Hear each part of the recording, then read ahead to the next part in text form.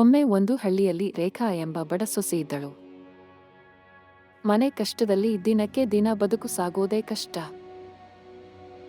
ಅತ್ತೆ, ಮಾವ, ನೆರೆಹೊರೆಯವರು ಯಾರಿಗೂ ಅವಳ ಮೇಲೆ ನಂಬಿಕೆ ಇರಲಿಲ್ಲ.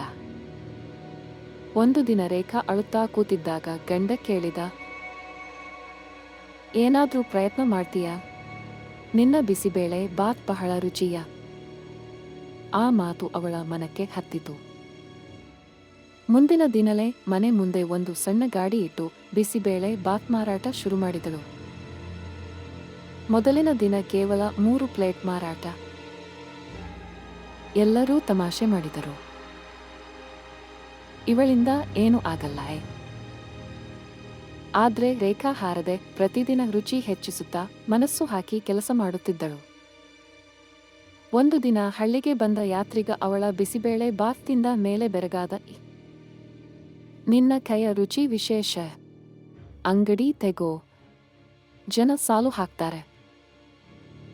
ಅವನ ಮಾತಿಗೆ ಧೈರ್ಯ ಬಂದ ರೇಖಾ ನಿಧಾನವಾಗಿ ಗಾಡಿಯನ್ನೇ ಸಣ್ಣ ಹೋಟೆಲ್ ಆಗಿ ಮಾರ್ಪಡಿಸಿದಳು.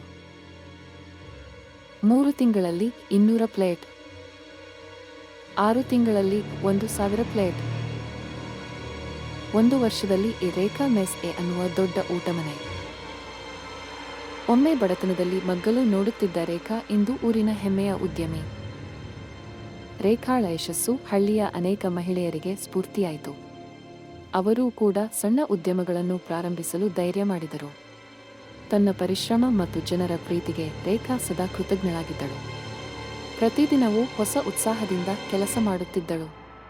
ಕಷ್ಟಪಟ್ಟು ದುಡಿದರೆ ಯಾವುದೇ ಅಡೆತಡೆಗಳನ್ನು ಮೀರಿ ಯಶಸ್ಸು ಸಾಧಿಸಬಹುದು. ರೇಖಾಳ ಕತೆ ಇದಕ್ಕೆ ಉತ್ತಮ ಉದಾಹರಣೆ.